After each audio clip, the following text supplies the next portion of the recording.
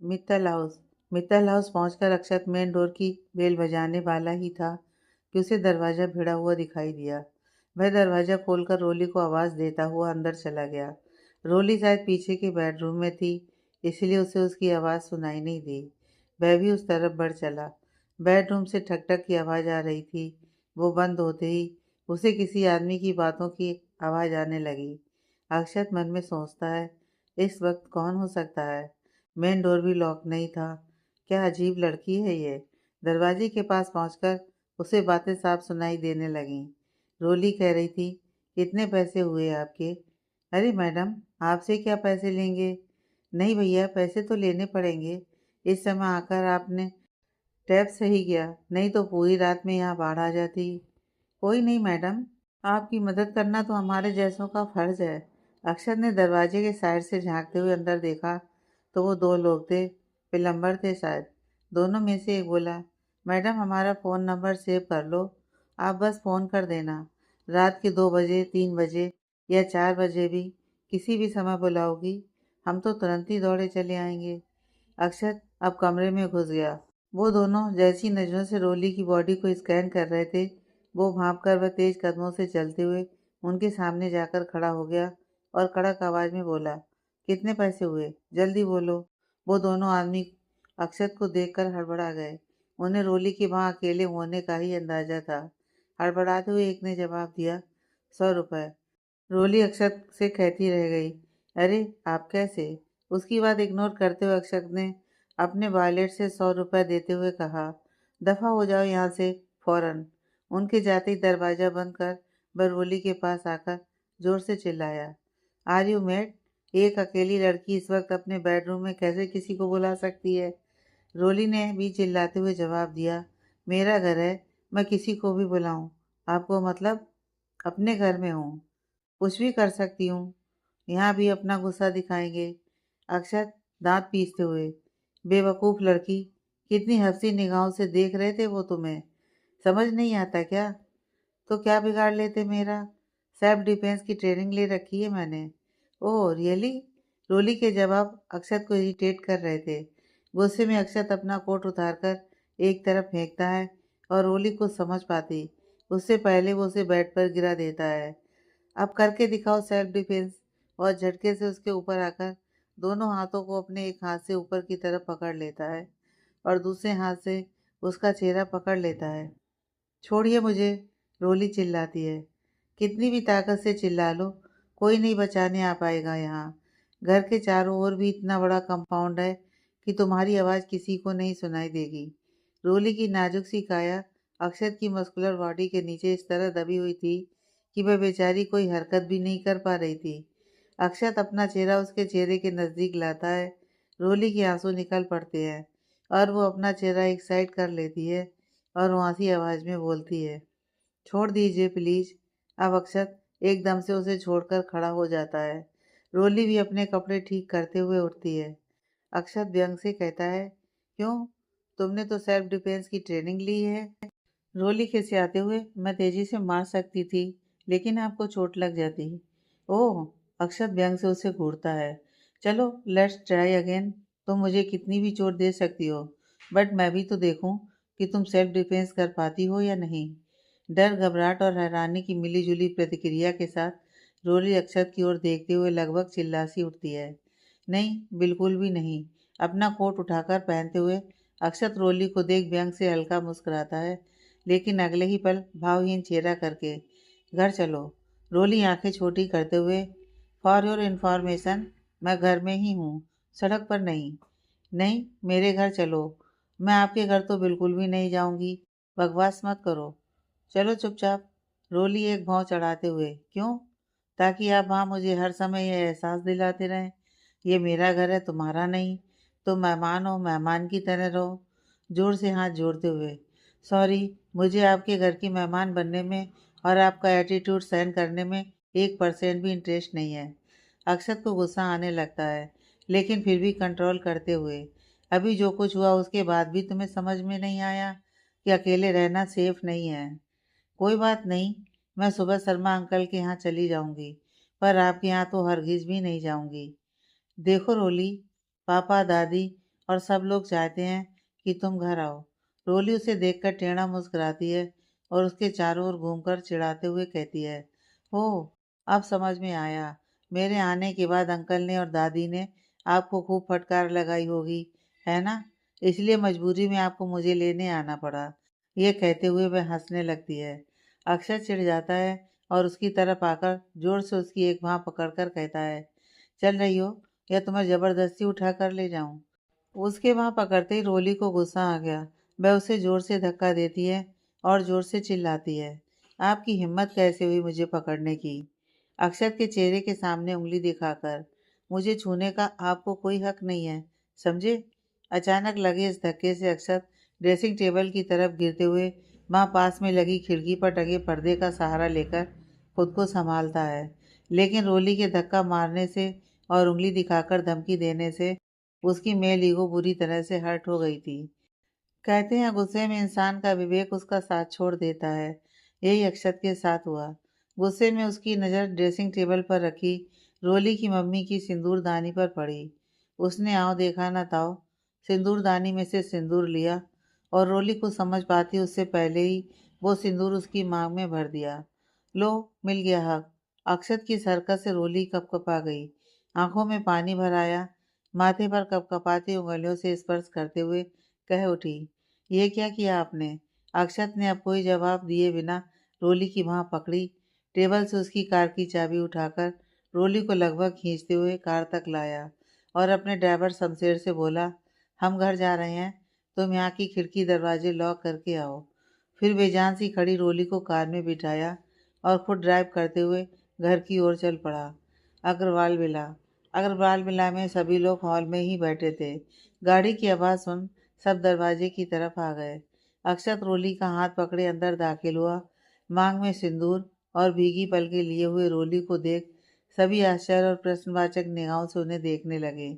अंकित रोली के पास आकर पूछता है, ये क्या है रोली? रोली की बजाय अक्षत भावहीन लहजे में उससे कहता है, भाभी है अब वो तुम्हारी।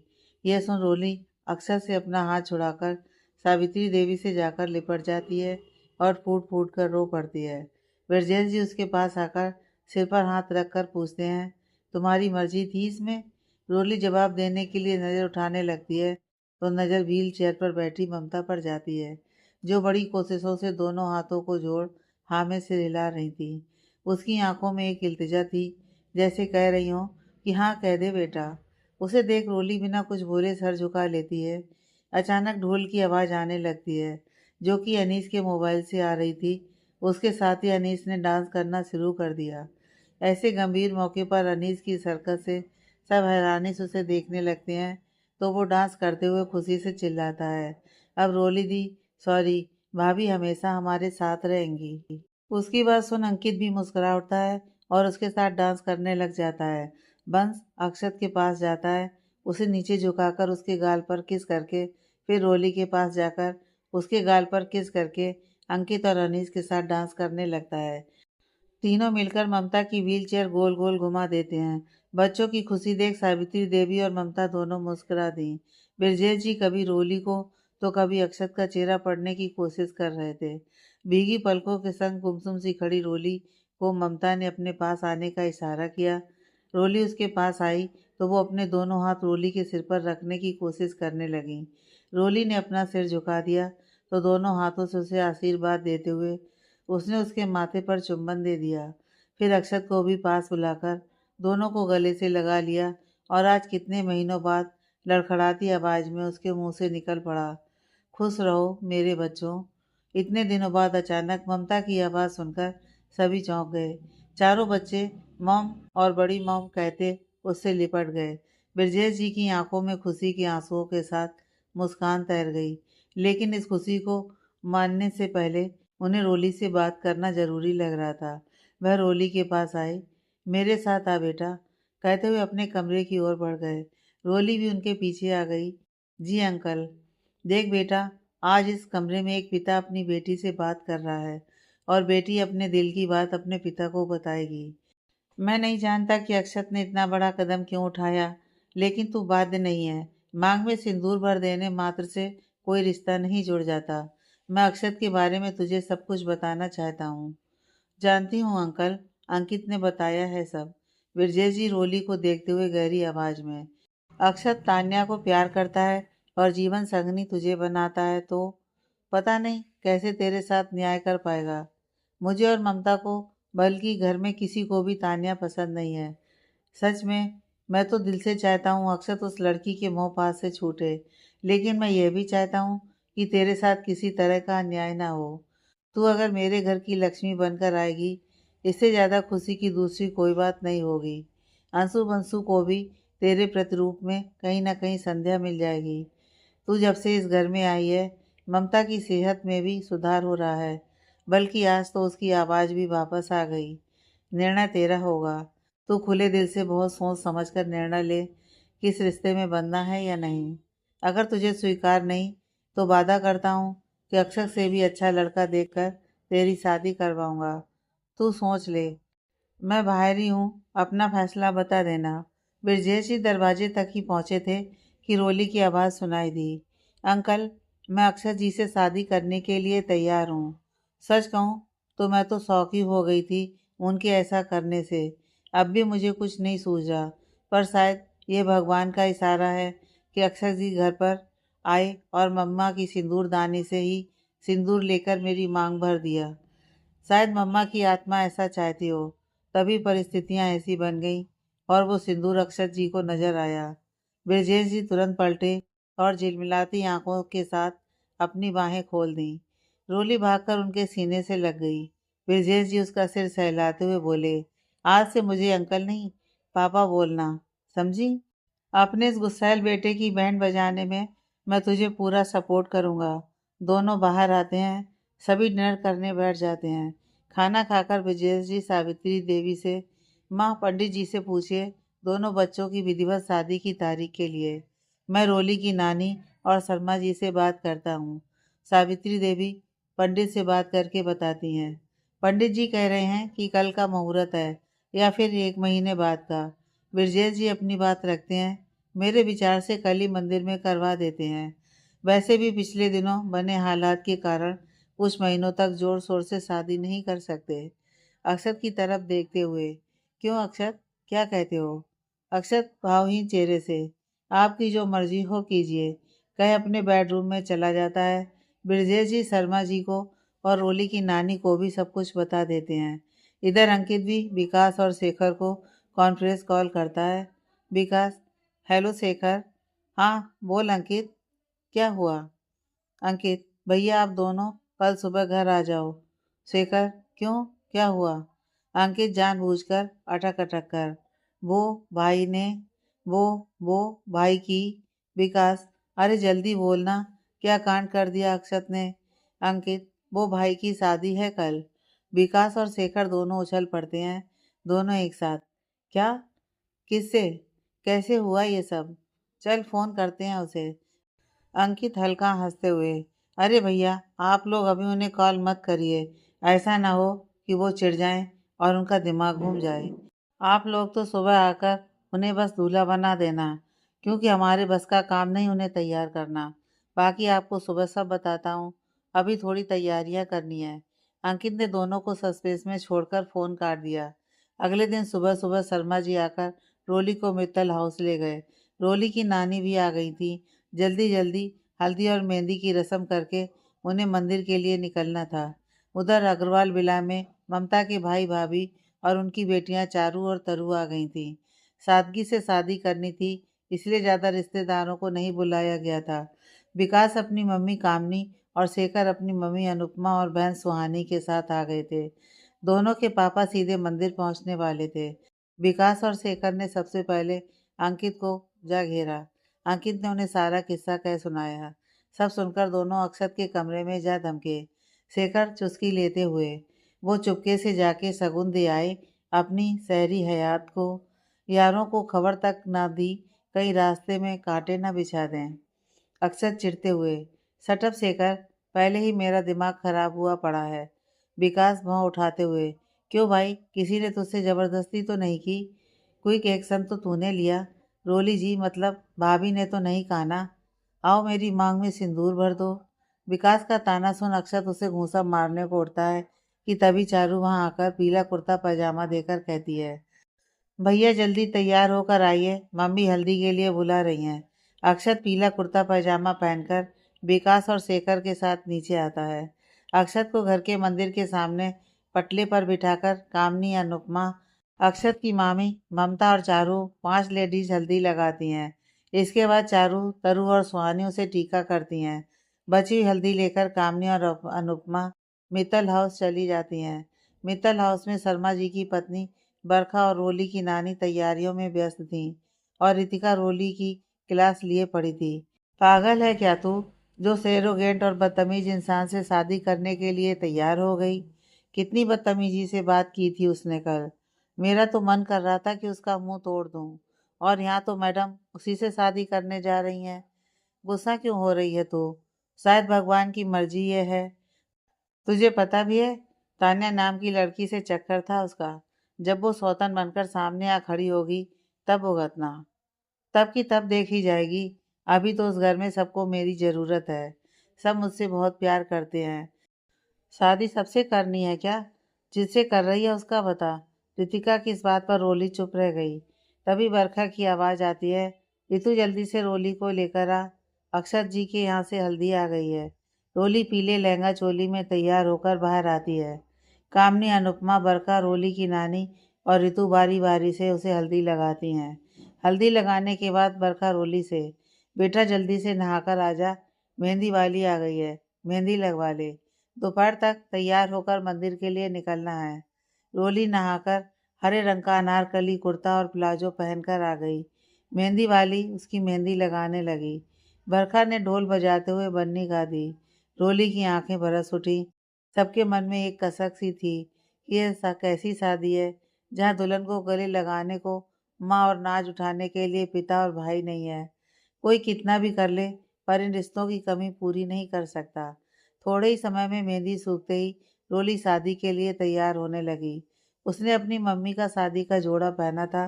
रितिका द्वारा किए गए हल्के मेकअप में ही वो बहुत खूबसूरत लग रही थी। तैयार होकर जब सब बाहर निकले, रोली अपने घर को देख बुरी तरह रो पड़ी।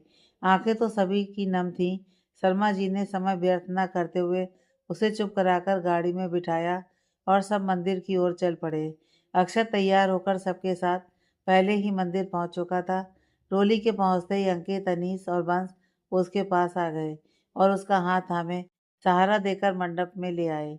सादगी से सजी दुल्हन के रूप में भी रोली किसी अप्सरा से कम नहीं लग रही थी। न चाहते हुए भी अक्षत की निगाहें उस पर ठहर गईं। दुल्हन को दूल्हे की दाहिनी तरफ बैठाएं। पंडित जी की आवाज़ से अक्षत का ध्यान हटा। रितिका ने रोली को अक्षत के दाहिनी ओर बिठा दिया। पंडित जी ने पवित्रीकरण, आचमन, कलश पूजन, स्वस्तिक वाचन, रक्षा विधान और मंत्रोच्चार कर विवाह विधि आरंभ की। कन्यादान के लिए शर्मा जी और बरखा रोली के पास आ गए। जैसे उन्होंने उसके हाथों में हल्दी लगाई, रोली हरीश और शोभा को याद करके सिसक पड़ी। हाथ पीले करके शर्मा जी और बरखा ने पाड़ी ग्रहण संस्कार के लिए रोली के हाथों को अक्षत के हाथों में सौंप दिया। पंडित जी ने उनके हाथों में फूल, चावल आदि सामग्री रखकर मंत्र बोलकर पाड़ी ग्रहण की विधि पूर्ण की। इसके बाद रितिका ने अक्षत के स्टॉल और रोली की दुपट्टे के सिरे में चावल, फूल, पैसे रखकर गांठ बांधकर गठबंधन किया। पंडित जी ने कहा, अब दूल्हा दुल्हन फेरों के लिए खड़े हो जाएं और दुल्हन का भाई लाजा होम की रस्म के लिए आगे आ जाए। वह फेरों के बीच में दुल्हन को खील देगा जो वो दूल्हे को देगी और दूल्हा हवन कुंड में समर्पित करेगा। यह सुन रोली की रुलाई फूट पड़ी। वैसे तो अभी तक अक्षत के दिल में रोली के लिए अभी तक तो कोई फीलिंग्स नहीं थी, लेकिन रोली का रोना उसे बेचैन करने लगा। शायद गठबंधन की गांठ बनते ही दो अजनबियों के बीच में फीलिंग्स खुद ब खुद पैदा होने लगती है। और वह तेज आवाज में पंडित जी से बोल पड़ा, इतनी रस्मों की जरूरत है? पंडित जी, आप शॉर्टकट करके फेरे नहीं पड़वा सकते क्या? बोलते बोलते अपनी नजरें साइड में बैठी रोली पर डाली। रोली उसकी तेज आवाज सुन और खुद के ऊपर उसकी नजरों की तपिश महसूस कर रोते रोते एकाएक चुप हो गई। पंडित जी मजाक करते हुए कहने लगे, आजकल के बच्चे बहुत जल्दी में रहते हैं। अक्षत आगे कुछ न बोल पड़े। शेखर ने जल्दी से आकर उसका कंधा दबाया। इधर रितिका भी रोली को चुप कराने आ गई थी। जैसे ही शेखर आया, वह गुस्से से घूर कर उसे देखने लगी। शेखर आंखें छोटी करके, अरे मैंने क्या किया है जो ऐसे घूर रही हो? आपने ना सही, आपके दोस्त ने तो किया ना। सावित्री देवी ने अनीस को लाजा होम के लिए बुला लिया। पहले 4 फेरों में रोली आगे थी, बाद के 3 में अक्षत। फेरों के बाद सप्तपदी, फिर 7 बचन। बचनों के लिए अब रोली को अक्षत की बाईं ओर बैठा दिया गया। 7 बचनों के बाद शर्मा जी और बरखा ने दोनों के पैर धोए और रोली को पायल और बिछुए पहनाए। अक्षत और रोली ने सभी बड़ों के पैर छूकर आशीर्वाद लिया। अब विदाई की रस्म बाकी थी। माहौल गमगीन हो चुका था। सब मंदिर की सीढ़ियों तक आ गए। शेखर और विकास ने नीचे उतरकर अपने जूते पहन लिए और अक्षत की जूतियों के लिए नजर दौड़ाई, लेकिन वो कहीं नहीं दिखाई दी। अब तक सब सीढ़ियां उतरकर नीचे आ गए थे। सबने ढूंढने की कोशिश की। अब तो वहां होती तो मिलती, वो तो साली साहिबा ने चुरा ली थी। जिस तरह से यह शादी हुई थी तो जूता चुराई की रस्म की तरफ किसी का ध्यान ही नहीं था। जूतियां ना मिलती देख शेखर बोला, सिट यार, लगता है कोई भिखारी ले गया। इतने में रितिका अक्षत के आगे जाकर बोली, जीजू अगर आपको जूतियां चाहिए तो मेरा नेक देना पड़ेगा। शेखर अपने माथे पर मारते हुए, वो मतलब भिखारी नहीं, भिखारिन ले गई थी जूते। रितिका शेखर की बात सुन गुस्से से उसे घूरते हुए उंगली दिखाकर कुछ कहने ही वाली थी। शेखर अपने जूते उतारकर अक्षत से बोला, अरे अरे, उसे कुछ मत देना, तू मेरे जूते पहन ले। लेकिन जब तक कोई कुछ समझता, रितिका ने फुर्ती से शेखर के जूते उठाए और भाग पड़ी। शेखर भी उसके पीछे भागा। वो जब तक पहुंचता, रितिका ने उसके जूते उठाकर मंदिर के आगे रखे पानी के ड्रम में डाल दिए। सारे लोग आंखें फाड़े उन दोनों का तमाशा देख रहे थे। रितिका भागते हुए अक्षत के पास पहुंचकर हाँफते हाँफते बोली, जीजू जल्दी से मेरा नेक। सावित्री जी और ब्रजेश जी बोले, हाँ बेटा, साली को नेक तो देना पड़ेगा। रितिका झट से बोली, हाँ मोबाइल दीजिए अपना। अब अंकित अक्षत के आगे खड़े होकर बोला, अरे वाह, मोबाइल क्यों देंगे अपना? अरे यार, मैं गिफ्ट सिलेक्ट करके बस ऑनलाइन पेमेंट करवाऊंगी। अक्षत अंकित को एक साइड कर चुपचाप अपना मोबाइल अनलॉक करके उसे देता है। रितिका एक शॉपिंग वेबसाइट पर ईयरिंग सिलेक्ट करके देती है। अक्षत उसका पेमेंट कर देता है। रितिका अपनी कार में से उसकी जूतियां निकाल कर उसे पहनाती है। इतने में डंडे की मदद से ड्रम में से जूते निकाल हाथ में पकड़े हुए शेखर वहां आता है और रितिका से, देख लूंगा तुम्हें मैं, बदला लेकर रहूंगा। रितिका ने उसे जीभ चिढ़ा दी। खिसियाकर बोलते शेखर की हालत देख सभी हंस पड़े। विकास ने अपनी हंसी दबाते हुए उसका कंधा थपथपा दिया। इस सारे तमाशे को देख रोली, जो शायद अपने मम्मी पापा और भाई की याद करके बुरी तरह रोने वाली थी, रोना ही भूल गई। जब नानी ने आकर उसे गले लगाया तब उन्हें रोते देख उसकी सिसकियां निकल गईं। फिर शर्मा जी, बरखा और रितिका भी रोली से गले मिले और उसके आंसू पोंछते हुए उसे गाड़ी में बिठा दिया। फिर सब लोग अक्षत से मिले। सबसे मिलकर अक्षत भी गाड़ी में बैठ गया। शर्मा जी ने गाड़ी को पीछे से धक्का लगाकर रोली को विदा किया। घर और मंदिर के बीच ज्यादा दूरी नहीं थी तो वो लोग जल्दी ही घर पहुंच गए। सावित्री देवी गृह प्रवेश की तैयारी पहले ही करवा गई थी। उन्होंने रोली के हाथ से घर के मुख्य द्वार के दोनों ओर हल्दी के थापे लगवाए। ममता ने व्हील चेयर पर बैठे हुए ही अक्षत और रोली की आरती उतारी। दोनों उस वक्त नीचे झुक गए थे। ममता ने दोनों के माथे पर कुमकुम से टीका कर उन्हें गले लगा लिया। फिर रोली ने चावल से भरा कलश लुढ़काकर घर में प्रवेश किया। सावित्री देवी दोनों को घर के मंदिर ले गईं। रोली ने भगवान के आगे दिया जलाकर आरती गाई। इसके बाद चारू ने गठबंधन की गांठ खोल दी। सावित्री देवी ने अक्षत से चारू, तरु और सुहानी को नेक दिलवाया। कंगन डोरे की रस्म हुई। उसके बाद अक्षत की मामी एक परात में दूध में फूल की पंखुड़ियां डालकर ले आईं। अंकित, अनीस, बंस, सुहानी, चारू और तरु सब रोली के पास बैठ गए। मामी बोली, अरे भाई, सब बहू की तरफ हो, कोई अपने भाई की तरफ भी तो जाओ। मामी की बात सुनकर विकास और शेखर अक्षत के पास बैठ गए। शेखर बोला, मामी जी, हम लोग आ गए हैं अक्षत के पास। विकास बोला, हाँ पर है भाभी की साइड, जीत तो भाभी की होनी चाहिए। इस बात पर अक्षत, जो पहले ही दिखावे के लिए सारी रस्में झेल रहा था, उन्हें घूरने लगता है। मामी जी अंगूठी परात में डाल ढूंढने को कहती हैं। रोली जल्दी से ढूंढकर निकाल कर दिखाती है। अक्षत परात में हाथ जरूर डालता है पर कोई कोशिश नहीं करता। रोली के जीतने पर सब खुश होकर ताली बजाते हैं। ऐसा ही दोबारा भी होता है। तीसरी बार में जैसे ही रोली अंगूठी पकड़ती है, अक्षत जोर से उसके हाथ को दबाता है, जिससे अंगूठी पर रोली की पकड़ ढीली हो जाती है। अक्षत अंगूठी अपने हाथ में लेकर सबको दिखाते हुए, मामी जी, गेम ओवर। विकास और शेखर को भौं उठाकर देखते हुए, अकेला ही काफी हूँ। सब बोलते रह जाते हैं, ये तो चीटिंग है। पर हमारे एरोगेंट अग्रवाल विजयी तेवर के साथ उठकर अपने बेडरूम में चले जाते हैं। डिनर तैयार हो चुका था। पहले अक्षत और रोली के साथ सारे बच्चे खाने बैठ गए। चारू बोली, भैया भाभी को पहला बाइट आप खिलाइए। अक्षत, नहीं वो खा सकती है खुद से। विकास, अरे यार, एक बाइट की ही तो बात है। नहीं मतलब नहीं, कहते हुए अक्षत ने खुद खाना शुरू कर दिया। कामनी बोली, बेटा सगुन होता है ये। अक्षत उन्हें कुछ बोलता उससे पहले ही बंस बोल पड़ा, आंटी मैं खिलाऊं रोली दी को। मामी जी बोली, बेटा दी नहीं, अब वो तुम्हारी भाभी हैं, भाभी बोलकर खिलाना पड़ेगा। ओके मामी जी, कहकर बंस अपनी चेयर से उठा और रोली को एक बाइट खिलाते हुए उसके गले में बाहें डालकर बोला, लव यू भाभी। रोली ने भी एक बाइट उसे खिलाकर उसके गाल पर किस कर दिया।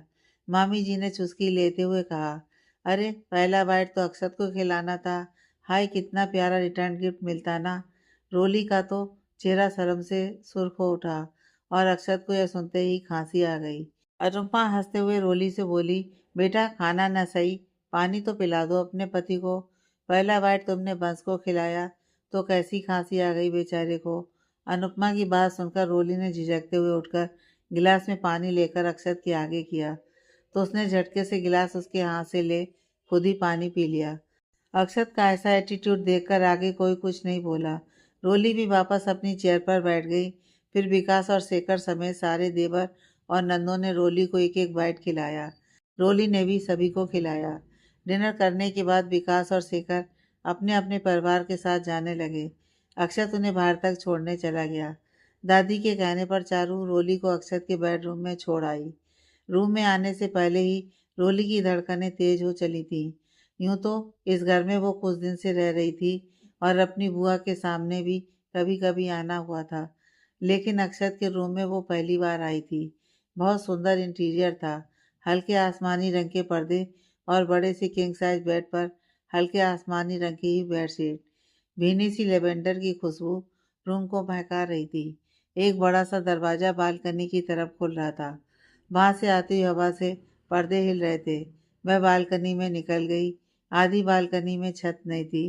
खुला आसमान और तारों की छांव में कई सारे रंग बिरंगे फूलों के गमले और झूला। नीचे दिखाई देता स्विमिंग पूल का नीला पानी, जिसमें चमकता चांद तारों का प्रतिबिंब। कोई भी देखे तो इस माहौल में गुम हो जाए। रोली अपने दिल पर हाथ रख सोचते हुए अंदर रूम में आती है। हाय कितना सुंदर है सब, कितना कूल माहौल बना रखा है। फिर क्यों इतना गुस्सा आता है अक्षत जी को। अचानक दरवाजा खुला। अक्षत ने अंदर आकर दरवाजा बंद कर लॉक किया तो रोली का दिल तेजी से धड़क उठा।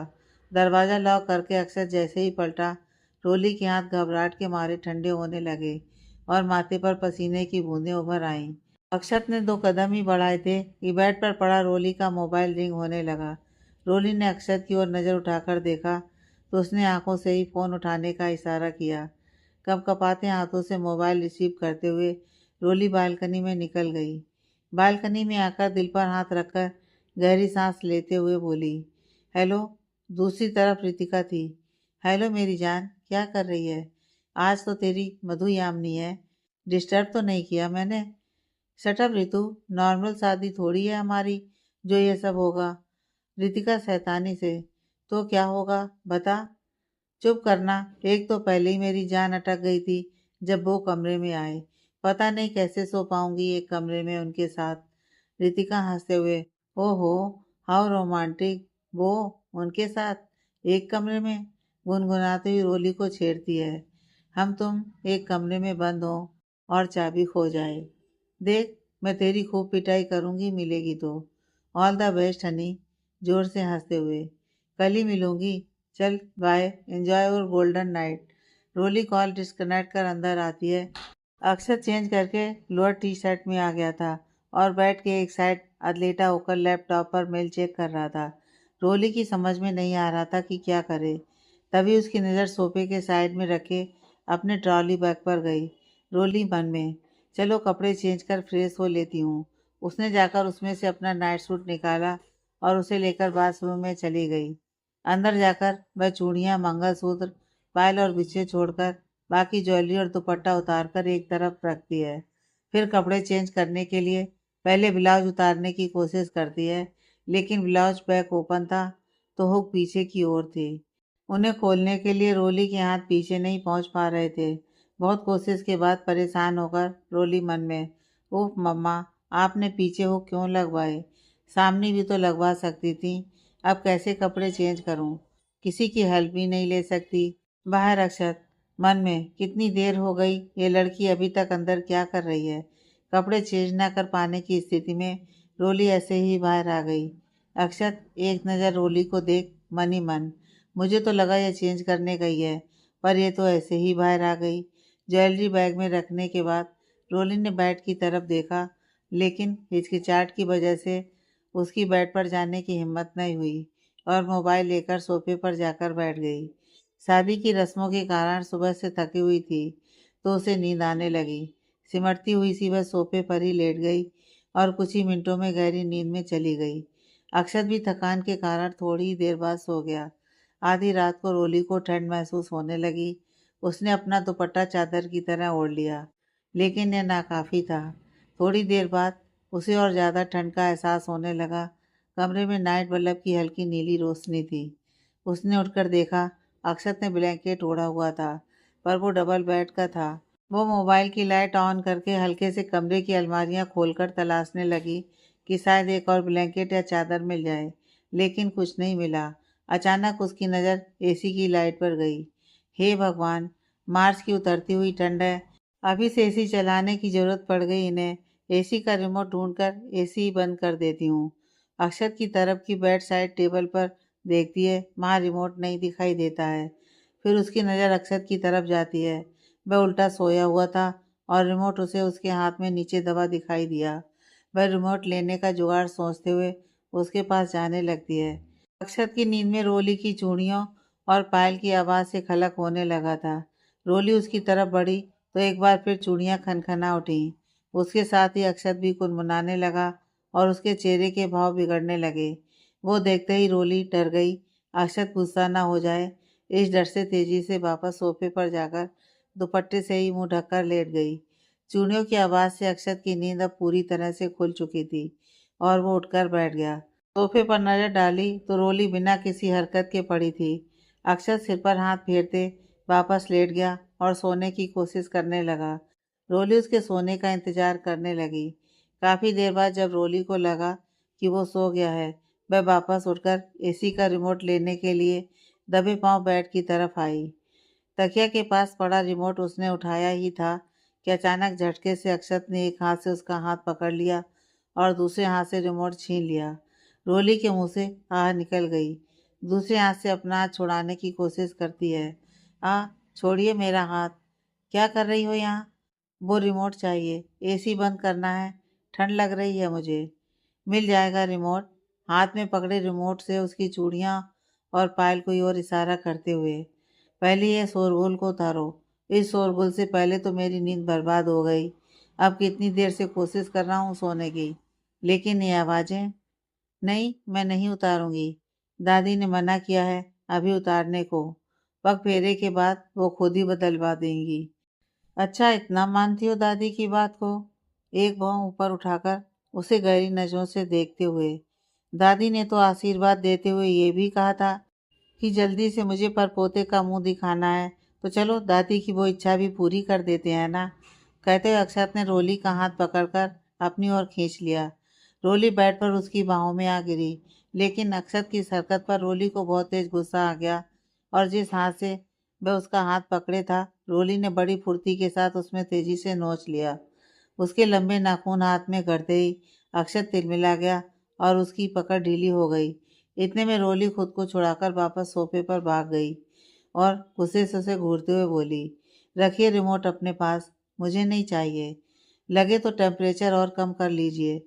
फिर मन में, अब देखिए कैसे आपके दिमाग का टेम्परेचर बढ़ाती हूँ। आप एसी का टेम्परेचर कम कीजिए तो ज़रा। वैसे तो अक्षत को रोली पर गुस्सा आ रहा था, लेकिन अभी अभी की हुई अपनी हरकत से वह थोड़ा शर्मिंदा सा भी हो गया था, इसलिए गहरी सांस छोड़कर वापस लेट गया। रोली अब जानबूझकर चूड़ियां खनकाने लगी। परेशान होकर अक्षत ने अपने कानों पर तकिया लगा लिए, लेकिन इस स्थिति में भी नींद कैसे आ जाती। उसने मोबाइल में समय देखा, 5:30 बज चुके थे। तो वो उठकर बाथरूम में चला गया और फ्रेश होकर रोली को घूरते हुए जिम में चला गया। उसके जाते ही रोली ने एसी बंद किया और ब्लैंकेट में जाकर सो गई। आधे घंटे की नींद ली ही थी कि दरवाजे पर दस्तक हुई। रोली ने उठकर दरवाज़ा खोला तो मीरा वहाँ एक मैरून रंग की साड़ी और ज्वेलरी का बॉक्स लिए खड़ी थी। भाभी, ये छोटी मालकिन ने भिजवाया है, आपको आज यही पहनना है। ये सब बेड पर रख दे और सुन, जरा मेरे ब्लाउज के हुक खोल दे। मीरा कमरे में इधर उधर नजर दौड़ाते हुए शरारत से, ये काम तो भैया जी का है। रोली उसे घूर कर देखती है। मीरा मीरा हंसकर उसे ऊपर से नीचे देखकर ब्लाउज के हुक खोलते हुए, लगता है हमारे शेर ने इस नाजुक सी हिरनी का शिकार नहीं किया। चुप कर, मैं तुझे हिरनी नजर आती हूँ? रोली मीरा के सिर पर हल्की सी चपत लगाकर, शेरनी हूँ, इतना आसान नहीं है मेरा शिकार करना। शेर की नाक में दम ना कर दिया तो देखना। रोली की बात सुनकर मीरा हंसते हुए चली जाती है। थोड़ी देर बाद रोली तैयार होकर कमरे से बाहर निकल ही रही थी कि उसी समय अक्षत भी जिम से लौट रहा था। मैरून साड़ी पहने हुए, सिंदूर और बिंदी लगाए नई नवेली दुल्हन के रूप में रोली बेहद सुंदर लग रही थी। कुछ पलों के लिए अक्षत की नज़र उस पर ठहर गई, लेकिन रोली ने उसकी आंखों के आगे हाथ हिलाकर और चूड़ियां खनकाकर गाना शुरू कर दिया। मेरी चूड़ी, मेरी बिंदिया, तेरी निंदिया न उड़ा दे तो कहना। मेरा काजल, मेरी पायल, तुझको पागल न बना दे तो कहना। अक्षत बुरी तरह इरिटेट हो उठा और रोली हंसते हुए उसके बाजू से निकल गई। रोली नीचे आई तो सावित्री देवी और अक्षत की मामी हॉल में बैठी हुई थी और ब्रजेश जी ममता की व्हील चेयर को खिसकाते हुए अपने कमरे से बाहर आ रहे थे। रोली ने आकर गुड मॉर्निंग कहते हुए सबके पैर छुए। ममता ने रोली की आंखों से काजल लेकर उसके कान के पीछे लगाते हुए कहा, बहुत प्यारी लग रही है मेरी बच्ची।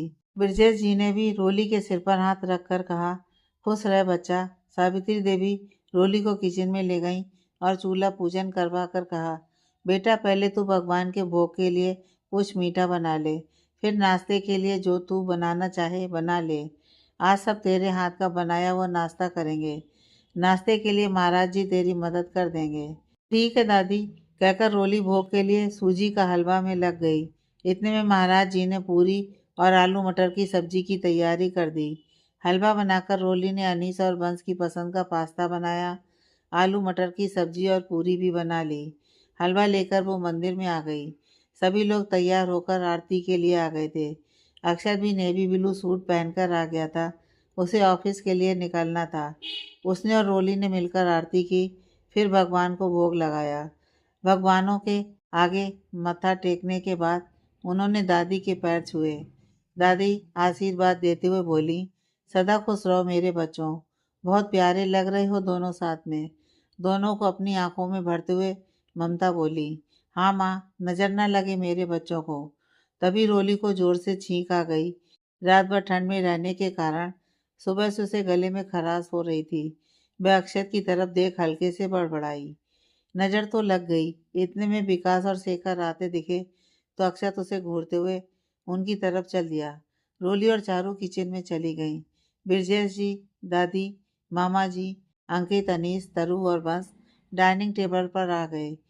उसी समय दरवाजे पर दस्तक हुई। शर्मा जी और रितिका रोली को पगफेरे के लिए ले जाने को आ गए थे। ब्रजेश जी ने शर्मा जी को भी डाइनिंग टेबल पर ही बुला लिया। रितिका रोली के पास किचन में चली गई। रोली रितिका और चारू की मदद से नाश्ता टेबल पर सर्व करने लगी। बाकी सब हॉल में सोफे पर बैठ गए। रोली ने हॉल में भी सबको हलवा सर्व किया। जैसे ही वो हलवे की कटोरी अक्षत को देने लगी तो फिर से उसे छींक आने लगी। वह मुंह फेरकर 3-4 बार छींक पड़ी। रितिका चिंतापूर्ण स्वर में, अरे तुझे जुकाम कैसे हुआ? रोली अक्षत की तरफ इशारा करते हुए, इनकी वजह से। हॉल में सभी हैरानी से दोनों को देखने लगे। रोली मासूम सा मुंह बनाकर, मैं रात को सो भी नहीं पाई। रोली की बात सुन मामी जी और ममता एक दूसरे को देख मुस्कुराने लगी। विकास और शेखर आंखें फाड़े अक्षत को देखने लगे। उन्हें ऐसे अपनी ओर देखते हुए अक्षत हड़बड़ा गया।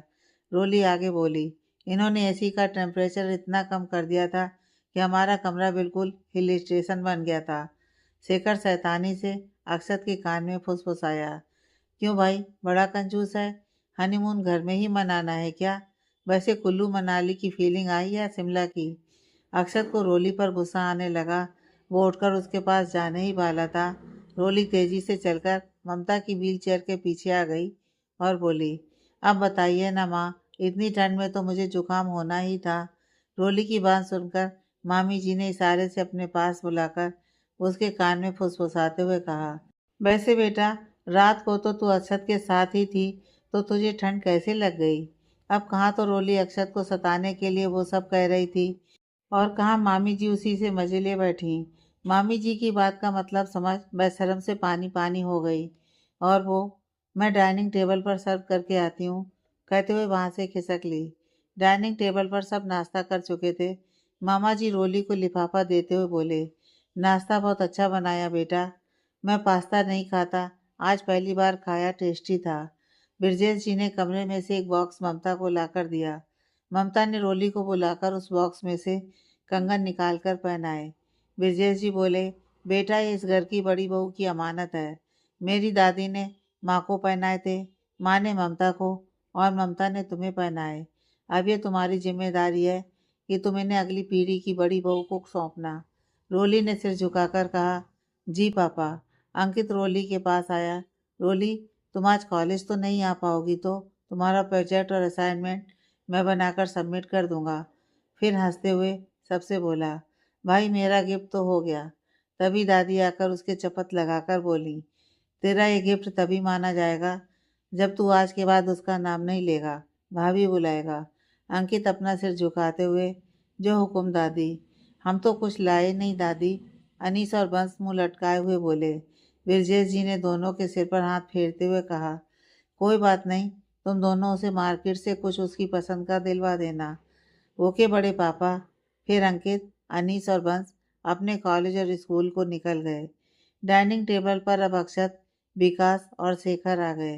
रोली ने रितिका और चारू को भी जबरदस्ती बिठा दिया। रोली ने सबकी प्लेट में नाश्ता सर्व किया।